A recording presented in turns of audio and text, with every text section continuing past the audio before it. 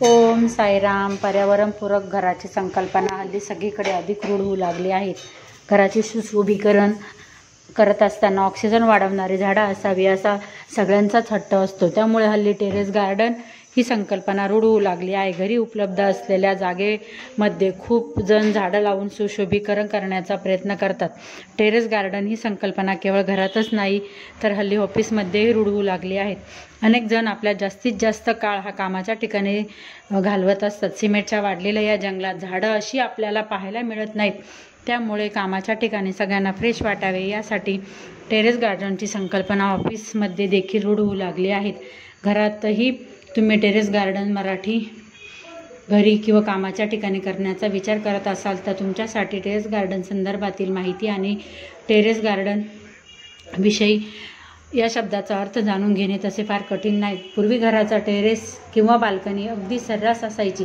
Balcony ही घरातील एक असा भाग आहे जिथे सुशोभीकरण करण्याची जास्त संधी असते. पूर्वीच्या काळी बाल्कनीमध्ये जास्तीत जास्त झाडे लावली जायची. आता टेरेस गार्डन ही संकल्पना खूप कमी होऊ लागली आहेत. अपुरी जागा, छोटी घरं यामुळे टेरेस गार्डनिंग करत नव्हते. पण पुन्हा एकदा निसर्गाकडे चला म्हणत टेरेस गार्डन सगळेच करू लागले आहेत. त्यामुळे टेरेस गार्डन हा प्रकार घरातील बाल्कनी किंवा खिडकीच्या बाहेर उपलब्ध असलेल्या ठिकाणी केला जातो. यालाच टेरेस गार्डनिंग असे आपण म्हणू शकतो. टेरेस गार्डन म्हणजे काय हे जाणून घेतल्यानंतर त्याचे फायदे व तोटे. टेरेस गार्डनमध्ये घरात मुबलक प्रमाणात ऑक्सिजन मिळतो. घरात प्रसन्न असे वातावरण राहते. निसर्गातील सजीव घटक म्हणजे पक्षी, पाखरं यांचे घरी येणं हे एक फार शुभ मानले जाते. घरात झाडं असली की पक्षी, पाखरं सतत येत राहतात, ज्यामुळे प्रसन्न वाटते.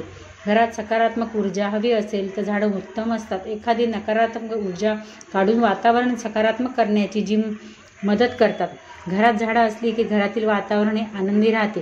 त्यामुळे झाडं ही घरात असायलाच हवी.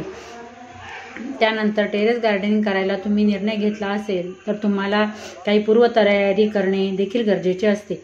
टेरेस गार्डन करण्यासाठी तुम्ही कोणतेही बेसिक गार्डनिंग करण्यासाठी तुमच्याकडे काही गोष्टी ह्या असायलाच हव्यात.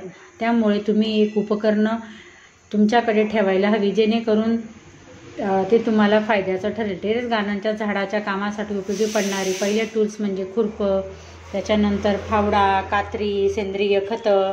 आता खत हे कोणत्या झाडासाठी फारच महत्त्वाचे असते.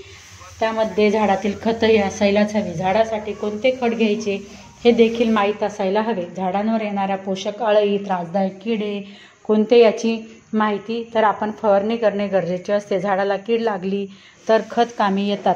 झाडासाठी या सर्व झाडांसाठी वेगवेगळ्या आकाराच्या कुंड्या वापरल्या. कुंडी विकणाऱ्यांकडे असतेच तीच माती वापरली. खत म्हणून सोसायटीने केलेले कंपोस्ट खत आणि या प्रकारचे शेणखत वापरले. कुंड्यांमध्ये मातीसोबत कोकोपीट वापरले. पाणी नियमितपणे घातले जाते. झाडांना आणि वेलांना भरपूर ऊन मिळते. दुकानातून आणलेले बियाणे वापरले. तर चला तुम्हाला काही मदत हवी असेल तर त्याच्या बाबींबद्दल बोलूयात. फुलझाडे आणि इतर झाडे नीट वाढत आहेत, मात्र वेल एक सायकल नंतर मारून जातात. म्हणजे बियाणांपासून वेल तयार होतो. फुले किंवा बऱ्यापैकी शेंगा लागतात, तर शेंगा काढण्यासाठी वेळ आली की लगेच वेल मरून जातो. त्याच्यानंतर टेरेसवरती जी माती, कोकोपीट किंवा अन्य पूरक पदार्थ वापरून मी 1.5 ते 2 फूट शेत जमिनीसारखा थर तयार केला. वांगी, भेंडी, गवार अशी झाडे लावलीत. त्याच्यानंतर त्याला पाणी वगैरे देण्यासाठी फ्लेक्स प्रिटिंगवाला शीटचा वापर केला. ऊन न येणाऱ्या टेरेसवरती कोणत्याही प्रकारची झाडे लावावीत. सध्या कोरफड लावली आहेत. मग अगदीच कमी प्रमाणात टेरेसवरीलही शेतीची अनेक पुस्तके बाजारातही आहेत. मातीचा पोत सुधारावा यासाठी काही उपाययोजना करावीत. त्याच्यानंतर भिंतीला मोठमोठे खिळे ठोकून नायलॉनची दोरी बांधली तर त्याच्या आधाराने वेली वगैरे पण वरती जातात. त्याच्यानंतर काही झाडे वेली वगैरे मरण्याचे सर्वात मोठे कारणे म्हणजे जीवाणू किंवा बुरशी संसर्ग हे असते. वेलींना पाणी घालताय तर गरजेपेक्षा जास्त नाही ना या तपासा. तसेच कुंडीवाल्यांकडून मातीत ऑलरेडी बुरशी असू शकते, तेव्हा अशी माती उन्हात पसरवून सुकवून घेणे. तसेच तुम्ही शेणखत किंवा कंपोस्ट खत वापरत असाल तर कुंड्यांमध्ये घालण्याआधी ते पूर्णपणे कुजलेले आहेत की नाही ते तपासा. खत कुजणाऱ्या प्रक्रियेला खूप उष्णता निर्माण होते. वेलवर्गीय झाडे तशी नाजूक असल्यामुळे त्याची काळजी जास्त घ्यावी. टेरेस गार्डन मनाला उभारी देते, प्रसन्न करते. हिरवीगार झाडे चैतन्य आणि उत्साह जागवतात. रंगबिरंगी सुगंधी फुले टवटवीतपणा आणतात. तसेच फुललेली औषधी वनस्पती, भाजीपाला, फळे कृतकृत झालेल्याचा आनंद देतात. प्रत्येकाला टेरेस गार्डन करायचे असते. हा प्रश्न असतो, कसं काय जमेल? हे अगदी सोपं आहे. चला कामाला लागूया. तर ज्या घरात राहतात त्यात बाल्कनी किंवा टेरेस असतात, त्याचा उपयोग टेरेस गार्डनसाठी कसा करावा हे समजून घ्या. बाग फुलवताना प्रथम टेरेस जल रोधक आहे का? रोपे लावताना शक्यतो मातीच्या कुंड्यांना प्राधान्य द्या. यामध्ये रोपे छान वाढतात. देशी गाईच्या शेणापासून न विरघळणाऱ्या शेणाच्या कुंड्या देखील बाजारात मिळतात. शेण आणि झाडाच्या सालींपासून कुंड्या बनवतात. योग्य प्रकारे हाताळल्यास कुंडी 5 वर्षापर्यंत टिकते. प्लास्टिक सिमेंटच्या कुंड्यांना हा उत्तम पर्याय आहे. तसेच इको फ्रेंडली प्लास्टिक कुंड्याही मिळतात. त्यात वैशिष्ट्य म्हणजे यामध्ये लावलेल्या रोपाला 8 दिवसातून एकदा पाणी द्यावे लागते. त्यासाठी कुंडीवर वॉटर इंडिकेटर असतो. त्यातील पाण्याची उंची घटली की मग त्यांना पाणी घालायचे. रोपे लावताना फुलझाडे असतील तर त्यांना सूर्यप्रकाश आवश्यक असतो. शोभिवंत इंडोर प्लांटसाठी कमी सूर्यप्रकाश लागतो. यासाठी गार्डनमध्ये शेडनेटच्या गरजेप्रमाणे वापरा. कुंडी बनवताना किंवा भरताना वातावरण थंड असेल अशा वेळी रोपे लावावीत. सकाळी सायंकाळी रोपे लावल्यास उत्तम. मातीच्या कुंडीत रोपे लावताना कुंडीला तळाशी छिद्र आवश्यक आहेत. पाण्याच्या निचऱ्यामुळे मुळ्या सडतात, तर छिद्राच्या जागेवर खापर किंवा विटाचे तुकडे ठेवावेत. त्यानंतर कोयटा, तांबडी माती किंवा कोकोपीटनी कुंडी भरावीत.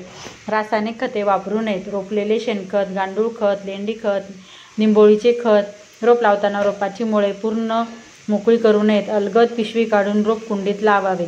नंतर झारीने पाणी द्यावे. झाडांना आवश्यकतेपेक्षा जास्त पाणी घातल्यास ते दगावण्याची शक्यता असते. पाण्याची, फुलाची वाढ व टवटवीतपणा व्यवस्थित राखण्यासाठी पाणी सकाळी व सायंकाळी गरजेप्रमाणे द्या. दररोजऐवजी दिवसाआड किंवा गरजेप्रमाणे पाणी द्यावेत.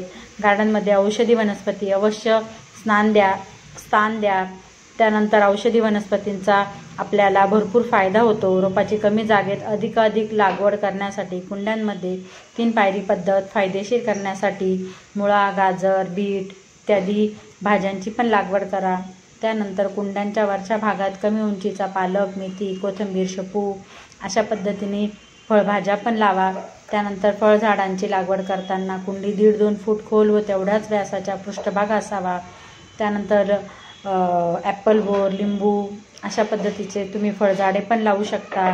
त्याच्यानंतर झाडांची निगा कशी राखायची, तर उन्हाळ्यात कुंड्यांना 2दा पाणी द्या. कुंड्यांना आवश्यकतेनुसार उकरी देऊन माती भुसभुशीत करा. मुळ्यांजवळची हवा खेळती ठेवा. रोगट वाळलेल्या फांद्या वेळोवेळी काढून झाडे दृढ बनवा. कडक उन्हापासून संरक्षणासाठी गच्चीवर हिरव्या किंवा काळ्या शेडनेटची सावली करा. झाडे टवटवीत राहतील ही शेडनेटची जाळी सावलीच्या उपलब्धतेप्रमाणे बनवा. फुलझाडे त्यापैकी मोगरा, गुलाब, चाफा अशा भरपूर फुलझाडांची तुम्ही लागवड करू शकता. त्याच्यानंतर घरगुती वापरामधीलही ताक आहे. ताक पातळ बनवा. तांब्याचा तुकडा टाका. त्यानंतर ते 4-5 दिवस किंचित निळसर होईपर्यंत ठेवा. त्याच्यानंतर दुप्पट प्रमाणात त्याला पाणी त्यामध्ये टाका आणि ते झाडांना दिवसाआड फवारा. पाने मुरडण्याचा त्रास बराच कमी होतो. पॉट भरायला अगदी तळाशी गवत वापरा. बाउन लीफ खतासाठी वापरा. कीड आल्यास गोमित्र फवारा. बाहेरगावी जाताना पॉट रिपर वापरा. त्याच्यानंतर सोलर गार्डन फाउंडचाही वापर करा. जेव्हा आपण नवीन गार्डनिंग सुरू करतो तेव्हा आपण छोट्या छोट्या पॉटपासून किंवा कटिंगपासून सुरुवात करावी, म्हणजे जास्त खर्च वगैरे सुरुवात करा, म्हणजे आपल्याला जास्त महागात पडत नाहीत. त्याच्यानंतर आपल्या ज्या किचनमध्ये उपयोगी पडतील असं गवतीच्या, त्याच्यानंतर कढीपत्ता, त्याच्यानंतर तुळस असे छोटे छोटे झाडे लावा. त्याच्यानंतर औषधी वनस्पती म्हणाल तर तुम्ही कोरफड घ्या. कोरफड पण तुम्ही लावू शकता. पुदिना लावू शकता, जे आपल्या किचनसाठी पण उपयोगी पडतं. त्याच्यानंतर छोट्या छोट्या कुंड्या नसतील तर आपण आपल्या घरातले जे वेस्टेज बाटल्या वगैरे असतात किंवा आईस्क्रीमचे डबे किंवा आपण काही ऑनलाईन ऑर्डर केले त्याचे छोटे मोठे पॉट वगैरे असतात, तुम्ही त्याच्यापासून झाडं लावायला सुरुवात करा. आणि त्याच्यानंतर गुलाबाचं झाडंही आपल्या गार्डनिंगमध्ये एकदम छान दिसतं. तर बघा, माझा व्हिडिओ तुम्हाला आवडला असेल, माझं वर्गीकरण करताना तुम्हाला आवडलं असेल तर तुम्ही माझ्या व्हिडिओला नक्की लाईक अँड सबस्क्राईब करा. चला तर मग बाय.